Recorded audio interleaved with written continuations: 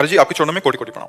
महाराज जी शाकाहार मेरे संस्कारों में है महाराज जी, पर जब मैं लोगों को समझाने की कोशिश करता हूँ तो वो तर्क कुतर्क करते हैं महाराज जी। ऐसे में हम उनको समय समझाएगा, उनको समय समझाएगा। जिनको संतों के वचन और सात्विक पुरुषों के वचन नहीं समझ में आते कि भाई मुर्गा बकरा इनमें सब में जीव है, आप इनको काटते हो इनको खाते हो, बोले मैं काटता नहीं, मैं दुकान से ले आता हूं, तो अगर आप ना खाओ तो वहां कटना बंद हो जाए ना, तो काटने का कर्ता प्रेरक भोक्ता इन सबको फल एक ही मिलता है। तो आप ना कहीं हिंसा में है और इसका जब दंड आएगा तो आपको भोगना पड़ेगा।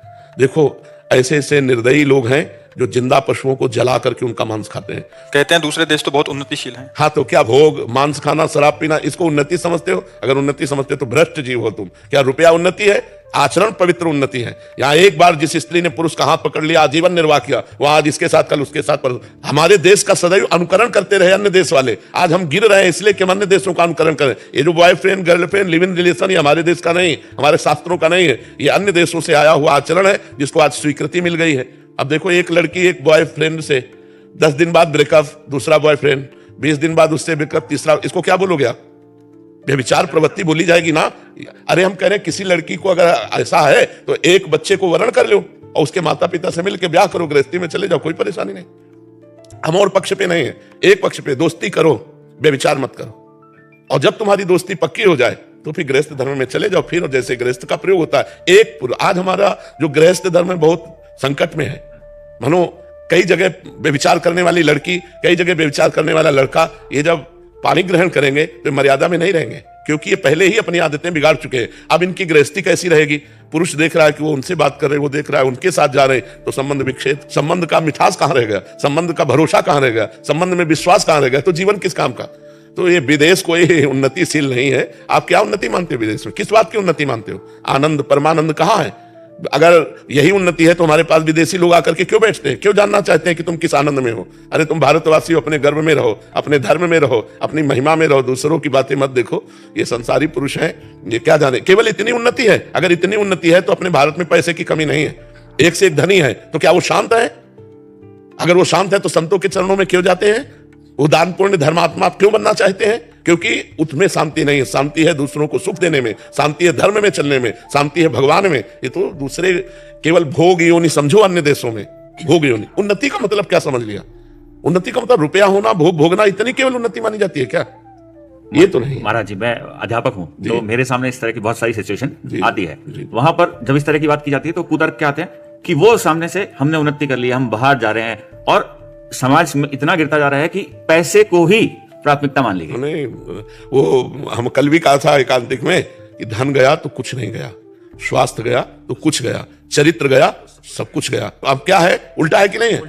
हाँ, तो अब ये बुद्धि भ्रष्ट हो रही है, यूथ की भी हो रही है। हाँ, अब आप देखो बूढ़े माता पिता जिनको सुविधा चाहिए, जिनको तुम्हारा प्यार चाहिए, वो घर में सड़ रहे हैं और तुम आनंद ले रहे हो देश विदेश में अपने कर्तव्यों का त्याग करके। तो विदेशी पद्धतियां हमारे देश की नहीं, हमारा धर्म प्रधान देश है।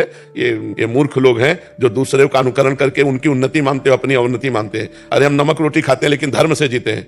हम तो गए नहीं, लेकिन जैसा सुना है नहीं ऐसी है हमारे। मैं 25 साल से बाहर रहा हूँ, लेकिन जो आप बोल रहे हो वो ऐसा ही है। ऐसा ही है, हाँ, क्योंकि हमने सुना है, हम कभी गए तो है नहीं, हमें पता नहीं। तो फिर क्या मतलब, फिर क्या? तो क्या आप बताओ, देखो जैसे आप विदेश में रहते हो, क्या अपने देश का प्यार कहीं आपको मिलेगा?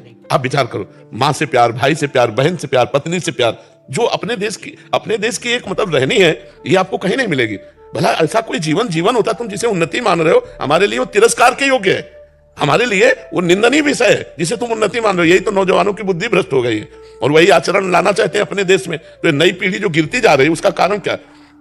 कितने बच्चे डिप्रेशन में हो रहे हैं? बहुत अच्छा। हमारे सामने नौजवान आते हैं जो डिप्रेशन में हो रहे हैं, उसका कारण क्या है? यही व्यभिचार, यही व्यसन, यही गंदा चिंतन।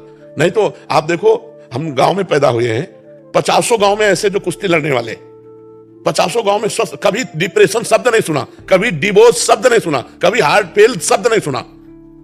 मेहनत किए और आज ब्याह प्रेम संबंध होते हैं और साल नहीं बीतता और डिवोर्स हो जाता है। ये क्या है? ये क्या चरित्र है? महाराज जी इसको सुधारने के लिए आप कुछ मुझे गाइड करें। हम आपसे यही प्रार्थना करेंगे कि अपने शास्त्रों को स्वाध्याय करके, जब तक अपने धर्म की गरिमा हमारे बच्चों के दिमाग में नहीं आएगी, तब तक आधुनिक पढ़ाई विदेशों की महिमा को समझेगा। आधुनिक पढ़ाई, और अगर अध्यात्म की बात आवे तो समझ में आ जाए।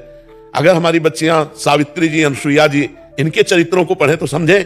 हमारे बच्चे धर्म से चलें, हरिश्चंद्र आदि के पावन चरित्रों को पढ़ें, धर्म से जो अपने जीवन व्यतीत करने वाले रहे। आप सोचो, एक कबूतर की रक्षा के लिए महाराज शिवी ने अपने शरीर को काट के रख दिया, और यहाँ कबूतर और मुर्गा मुर्गी के लिए कैसे कैसे व्यवहार कर रहे हैं। एक कबूतर की रक्षा के लिए अपने शरीर को काट दिया महाराज शिवी ने, और तराजू पे रख दिया, और उसको हानि नहीं होने दी कबूतर की, और आप जीवों का नाश कर रहे हो, कह रहे हो। कुछ लोग तर्क रखते हैं कि अगर हम मुर्गा मुर्गी नहीं खाएंगे तो बहुत बढ़ जाएंगे जगत में, फिर इनका विनाश कैसे हो। तो विनाश का सेवा तो भगवान शंकर को है, पालन की सेवा हरि को है, और सृष्टि रचने की सेवा भगवान ब्रह्मा जी को है। तो ये मूर्ख लोग जानते नहीं।